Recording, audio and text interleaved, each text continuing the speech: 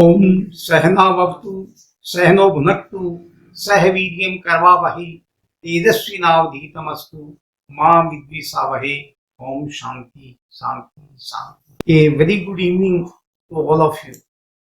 I feel honored and also thankful to Professor Avinash Dadhij on behalf of the Institute of Legal Studies and Research, GLE University Mathura, and Srimati Diksha Sriji on behalf of the District Legal Services Authority for organizing the webinar on human rights and Indian Constitution on today's auspicious occasion of Constitution Day in this difficult era of COVID-19, which has totally stopped all the physical movements and restricted all physical meetings and seminars, interest of all human beings.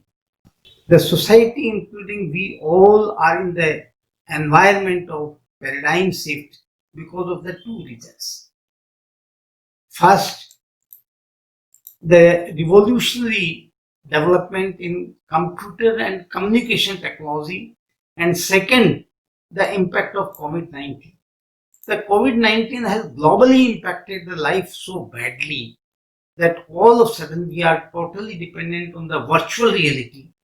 That is, we say the cyberspace. We totally depend on the cyberspace, which is just the virtual computer world which facilitates online communication in an interactive and virtual environment.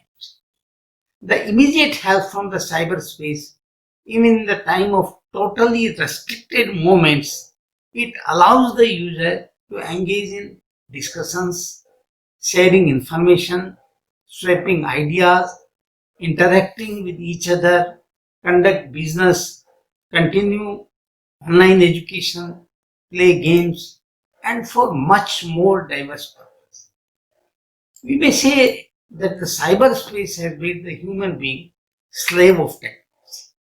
And we have started living in the era of computer resource, the electronic gadgets, cyberspace, virtual reality, augmented reality, artificial intelligence, cloning, encryption, dark web, cryptocurrency, and other new technical names doing wonders in the field of cyberspace.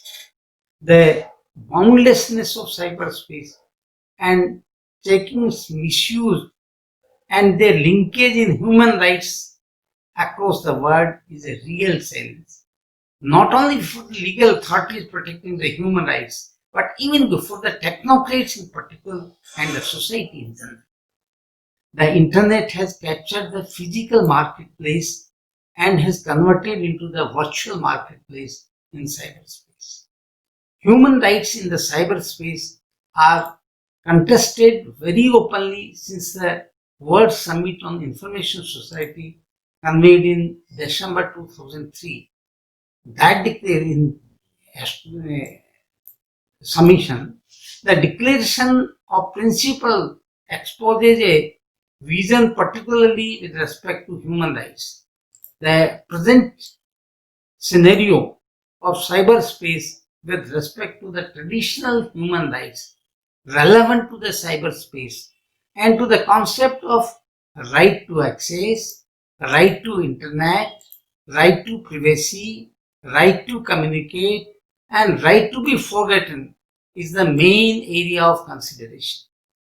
Simultaneously, the commercial dimension of cyberspace and with eventual corporate liability of human rights violation is to be dealt with specifically in a proper platform. This is very important.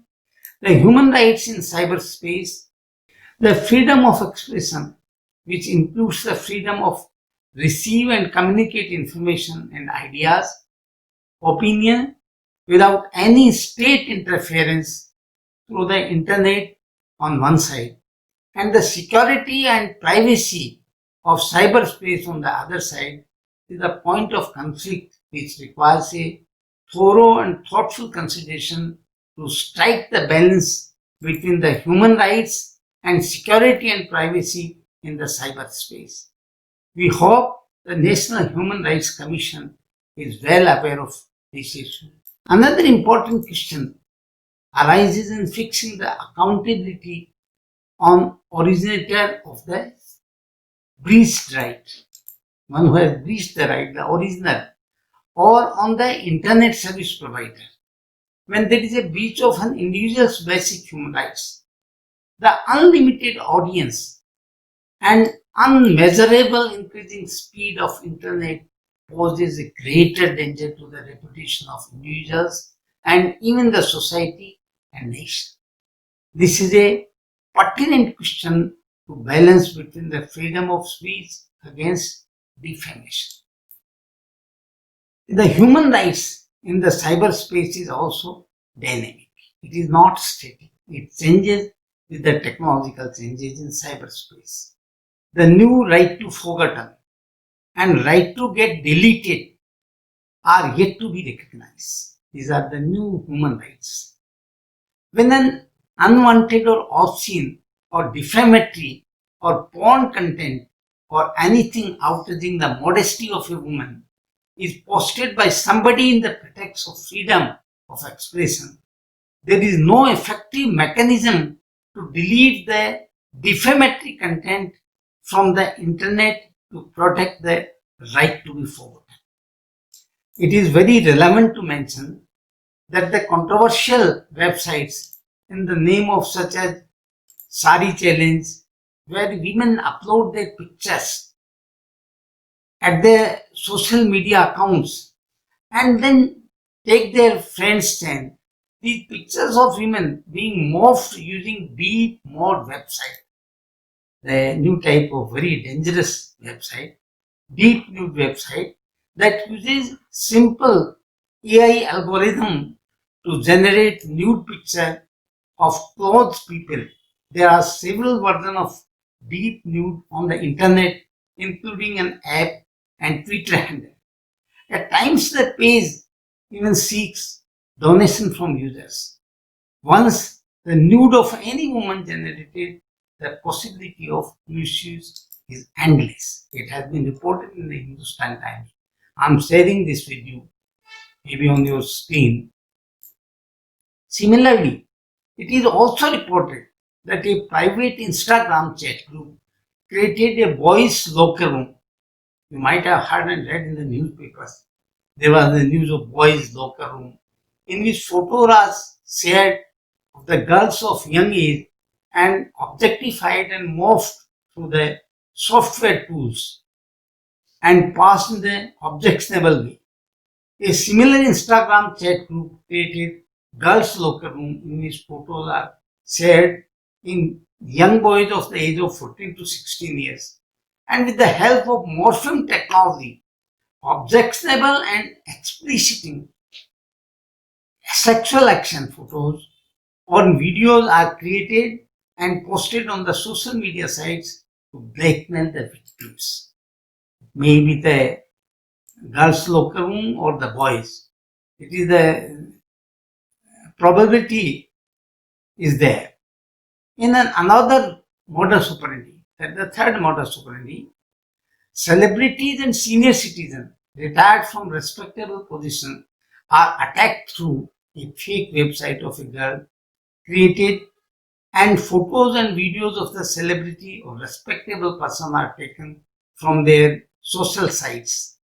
Such photos and videos are morphed with the photos of fake women, girl websites, and such morphed objectionable, obscene, and at the times depicting explicit sexual act are uploaded on the social media sites of the targeted victim. All these cases just we discussed are the real cases which I have come across during the cyber wellness mission.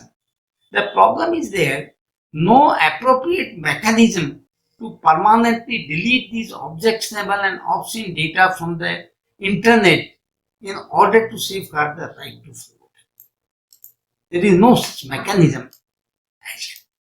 The wings of administration of justice, the investigation agency, the prosecution is also slow in taking action, and it is observed in various judgments and feedback received from the victims. In the recent past, presently, there are few cases pending in various high courts also. I may be permitted to quote from judgment of the bench of Justice S.K. Panigrahi in Odisha High Court in case of Google versus State of Orissa. Court, in fact, the information in the public domain is like toothpaste. Once it is out of the tube, one cannot get it back in, and once the information is in public domain, it will never go away. Her right to privacy, which is intricately linked to her right to get deleted, is so far as those objectionable photos and videos have been left unresolved. So nothing to sensitive behavior online was on rise. It was necessary to uphold right of the victim. That's the right of the victim. In another case, R.S. Swami versus Union of India, Honorable Court upheld the right to privacy, but right to be forgotten is still missing.